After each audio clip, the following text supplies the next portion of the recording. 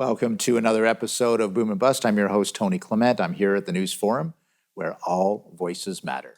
In this age of disruption, are there strategies for smaller communities to attract growth and opportunities? Our guest has focused on this very question. Lou Zacharilla is the co-founder of the Intelligent Community Forum and joins us from New York. Lou, thanks for joining us today. Well, thank you, Tony, for having me on your show. First of all, obvious question. Can you describe to our audience what the Intelligent Community Forum is and what it does? Sure. We are a New York-based think tank. And what we really try to do is to understand the relationship between communications technologies primarily and how they can influence the growth of cities and the lives of people in cities anywhere in the world. The primary focus is to see if we can make every place a person calls home more thriving and a better place to live. And you're saying off air, you want to draw the distinction between intelligent communities and smart communities. Maybe go into that a little bit. Sure. We hear a lot about smart cities, and there are probably as many definitions for smart cities as there are, for ghosts. Everybody's seen one, but nobody's quite sure what it is. We can tell you very specifically, a smart city is a place that has technology that is in the ground or invested in that is functional. You have smart lighting, you have smart water, you have smart this and smart that. That's great. That's like putting the tracks in for the railroad and getting the railroad cars down. You kind of have to go there first. But when we say intelligent community, what we really mean is a community of people working together, but leveraging their intelligence using that technology. So the technology becomes the tool. Right. It's not the thing that runs over people. And I think we need to make that distinction because intelligent communities give people the ability to release their potential for generations. Gotcha. No, makes total sense. So let's pivot from that to what you're saying about the power and the impact of small and medium-sized companies. Why are you focusing in on them? Well, companies are small companies and mid-sized companies are the ones that are creating jobs. The large companies, for the most part, are stagnant or they are going backwards. And that's just the nature of this dynamic capitalist economy that we live in. And so all of that disruption, all of that turbulence is actually a very good thing. And so the small companies, they're the innovators. They're also the ones, Tony, that always choose to live where they can do their thing. They're kind of like jazz musicians or artists in the old days, right? In New York, you'd have sort of rundown parts of the city like Soho. The creative class, the creative people would move in there. They were kind of fearless. Small and mid-sized companies, to use that analogy, are kind of like that. And so what happens is they will go into cities like Columbus, Ohio, and other places that they think are emerging, Hamilton, Ontario, for example, and they will make those places thrive again. And so they're very, very important to small and mid-sized cities as well. Right. That's the connection I was going to get to. How that translates to small and mid-sized cities. Talk about that a little bit more. Yeah, we're really seeing a phenomenon there where, when I was a young guy and starting my company, I had to be in New York City. I either had to be in New York or you had to be in London or Singapore or Hong Kong, Toronto, whatever. But now we're discovering that because the middle of nowhere is no more, right? Because of connectivity, broadband, and all those things that make up the smart city, any place can be a desirable place to live if you do the right things. And so what we see is that places like Winnipeg or the other small cities like Dublin, Ohio in the United States, they've created a great quality of life. They have an urban feeling to them. They have dynamic ecosystems, very good local governance, very good universities. They've managed to make all of these things work together.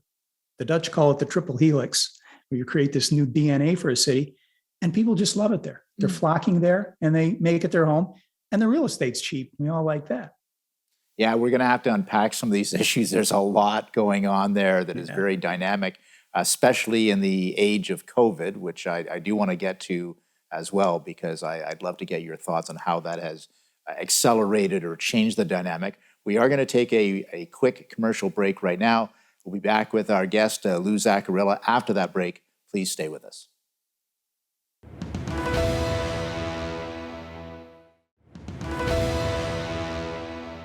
Welcome back to Boom and Bust. I'm your host, Tony Clement, here with Lou Zacharilla. He is the co-founder of the Intelligent Community Forum, and he joins us from New York City. Lou, a lot of different threads I can pull on from your last answer there. Let's just start with COVID. I'd really love to get your sense, because you're immersed in this. How did that accelerate or decelerate some of the trends that you're tracking? Yeah, that's a really important question, Tony. In 2008, we actually wrote a book called Broadband Economies. And we predicted that broadband connectivity would be the driver of the new economy. For many, many years, people were asking us, what is it with this broadband stuff? You talk about it all the time. We talk about satellite communications and how important they are to people. But until COVID, until everybody had to stay home, until they had to make a living or run their lives through connectivity, like the device we're on now, Zoom, nobody really took that as seriously as they do now.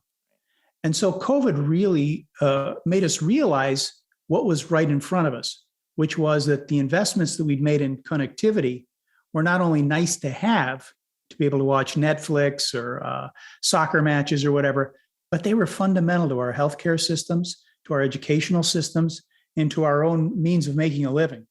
And so I think a lot of ideas have been out there for 15 or 20 years in connectivity, in urban planning and design. But COVID, as a crisis will do, sort of moved these things or accelerated them forward. Because I guess, as Dr. Johnson said, nothing so concentrates the mind as the prospect of the noose. And we were looking at it. Right. So now, of course, one of the things that has come out of COVID is that now with things loosening up, there's an ability to interact with people again. Is that easier to do or harder to do when you're in a small or medium-sized city versus the large metropolises? Well, it always depends who you are, of course. Every individual and every community is different, but I would say it's easier. The distances to travel are shorter. Places are safer, generally. The communities have more trust. You need to get out more in a smaller place. Civic institutions and gatherings seem to be more robust. So I think it's easier. Okay. Love to get your sense now about some of the policy, maybe some of the policies that you are suggesting, or some of the policies that you have observed that can help these communities attract new investment. What are you thinking is going on out there? What should be done? Well, I think, first of all, make sure you've got your infrastructure right. Because again, if the railroad doesn't run through your town and you can't put the new cargo on it, which is information and applications and things, you're going to be at a disadvantage. So, get your infrastructure right. And then I think your educational system is important. For the most part, when you look at the modern workforce, look at our capitalist systems, the way work is organized, we've got an educational system that's perfect for the 19th century. We're still educating kids as if, they're going to have one job. Well, they're going to have about 5, depending on who you read, 5 or 6. And 2 of them haven't even been created yet. So you're going to have to look at your educational system, and you're going to be able to have to say to yourself, I'm going to have to create one that makes people more flexible, that taps their creativity, that taps a lot of things that have been dormant for a long time. And I think that's really important. I think the final thing, and Canadians are really, really good at this, I have to say.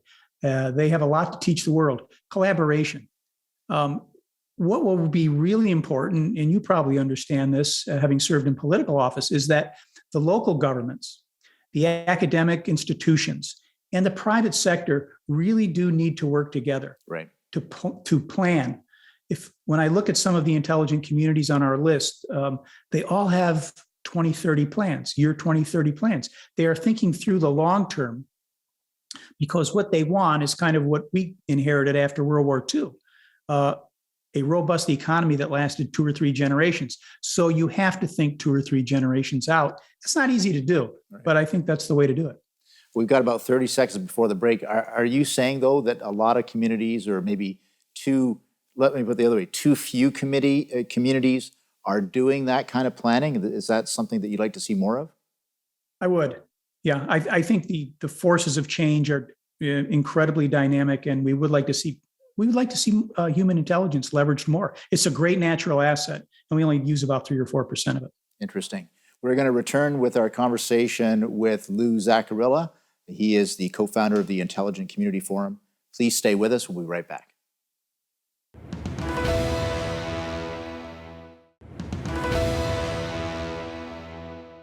And we're back here at Boom and Bust. I'm your host, Tony Clement, here with Lou Zacharilla. He is the co-founder of the Intelligent Community Forum and joins us from New York. Lou, you'd already talked about Winnipeg and Hamilton. Thank you for name dropping there. A couple of Canadian communities we know a little bit about, for sure. Sure. Are there other sort of good examples around the world and in Canada about where this intelligent community is working as a way to grow jobs and opportunity? There are, yeah. We've got about 200 that we've studied. There are several in Taiwan. The president there, Mrs. Tsai, has actually committed Taiwan to becoming an intelligent island, and she's going to do it city by city by city. So she's got 14 cities working along the ICF method. And so they understand, like Canada, it's a very small population, but a very highly educated one. And they are, they understand very well that they really have to punch above their weight. They have to perform at a very high level. So they think that their cities like Taichung, Taoyuan, and not necessarily Taipei, but Taipei as well. But the other cities are going to be the engines for that high-tech economy. Interesting places like, Dublin, Ohio, I mentioned before, they always fascinate me. You've got 45,000 people. Long ago, they decided to build their own municipal fiber network. And they connected their schools, their hospitals, and so forth. Now, 45,000 people, that's not a lot of people. There are that many people on my block in Manhattan, right? But they've managed through their policy to produce more Fortune 1000 companies than any other place on a per capita basis now in the United States. So that's saying something. And it's not an accident. I think Waterloo, Ontario, up in Canada, sure, is a very good example. They work very closely with the university, which is one of the world's great universities, and they produce a lot of good companies, a lot of great companies, and they have good quality of life. They do things like you have the Perimeter Institute up there, right, in quantum physics, so they're always thinking a little bit ahead. We like communities like that. Out west in Canada, Langley in British Columbia, they have, I think, one of the best environmental management and sustainability policies that I've come across. Again, they're looking ahead a couple of generations. They're looking at their watersheds. They're looking at protecting the environment, but also their agricultural base. And they're saying, in 2 or 3 generations, we are sort of going to be the agricultural community of the digital age. So I think there are a lot of examples out there. Yeah, that's interesting the way you've described that, because what you're basically saying is there's no one route. Some people are focusing in on agriculture, some are on tech. It seems to be what you identify as a comparative advantage. That's what you're emphasizing. Is that correct, the way I've described it? Yeah, that's a very good insight. You picked that up. What we want communities to be is the best version of themselves. Often I'll go to a place, just as an example, I go to North Africa, I speak in Morocco or wherever it is, and I ask them, what is Casablanca? What are your cities? What do you want to be? And they all say Silicon Valley. That's sort of the first response for a lot of places. And I said, you can't be Silicon Valley. And you don't want to be Silicon Valley. They've actually got a lot of problems in terms of traffic and stuff like that. I said, no. Who are you, and what do you want to be more of? What are your strengths? What are your skills? What are you very good at? In Suwon, South Korea, they took me to an archery range when I first visited there. And I said, why in the world are these people taking me to an archery range? Samsung's right down the street, the corporate headquarters. And they said, we wanted to show you that we're very good at precision. We've been like that for 5,000 years. Now we've just laid the digital technology over it, but we've become more of ourselves. We're still Koreans. We still love our culture, but we're enriching it now with this. Again, I think if we can continue to do that, something that's going to happen that is very important, and we're seeing it in Vietnam where there's now one intelligent community, and that is, Tony, the talent's going to stay home. In Canada's case, they're not going to all flood to the United States, not that they do, but plenty of Canadians come here. We get a lot of talent from up north. If they're from Vietnam, they're going to start coming back home, which they've started to do. Once that happens, then the place, whether it's a small city or the entire nation, begins to thrive because they've kept their best and brightest home. And again, that's going to be very important over the long term for all of us. Again, we've got some threads to pull on, but we're going to have to take a little bit more of a break. We'll be back with our guest, Louis Zacharilla of the Intelligent Community Forum after that break. Please stay with us. We've got one more segment to go.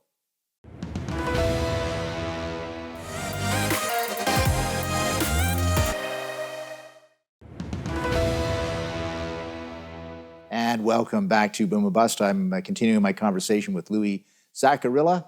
He is the founder of the Intelligent Community Forum from New York.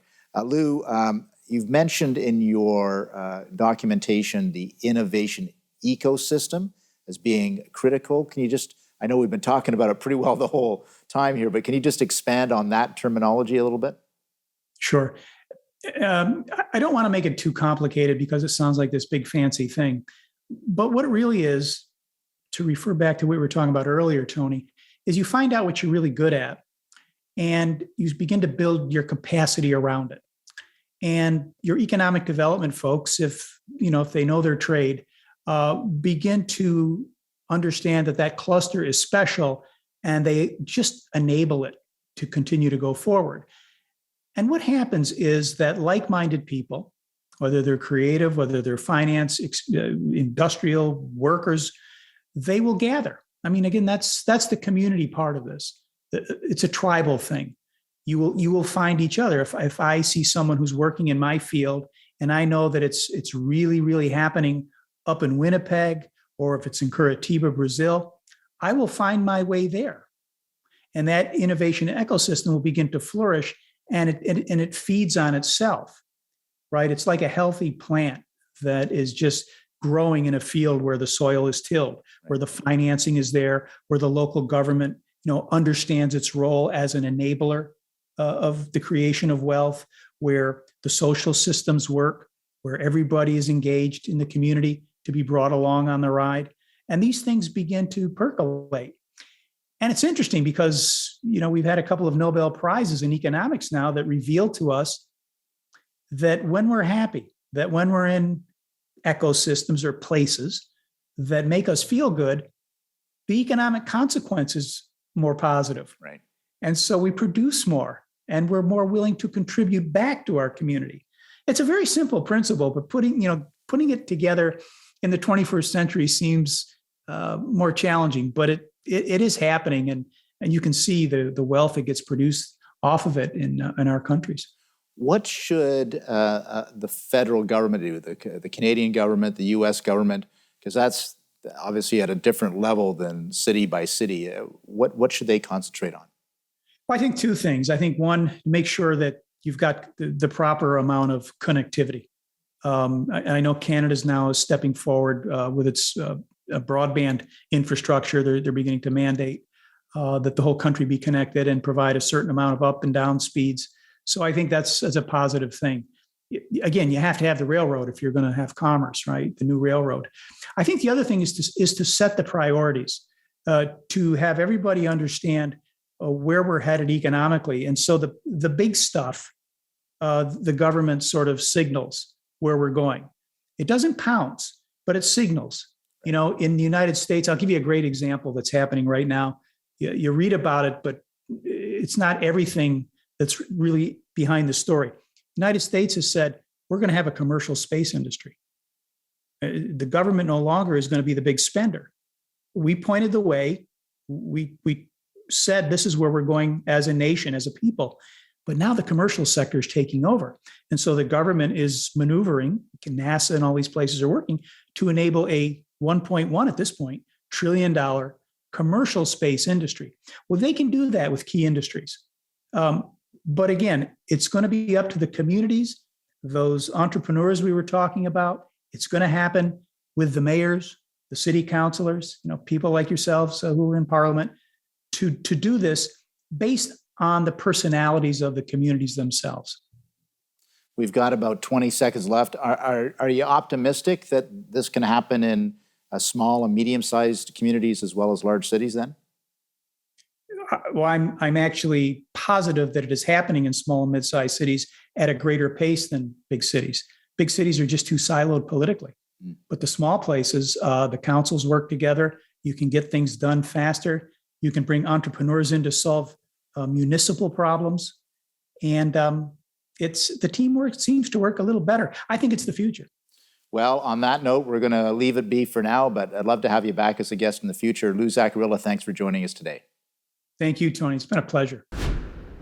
So there you have it. Very interesting insights from the Intelligent Community Forum on how smaller cities and communities can also be the place where there's a lot of innovation going on. Lots to do there. Thanks for watching today.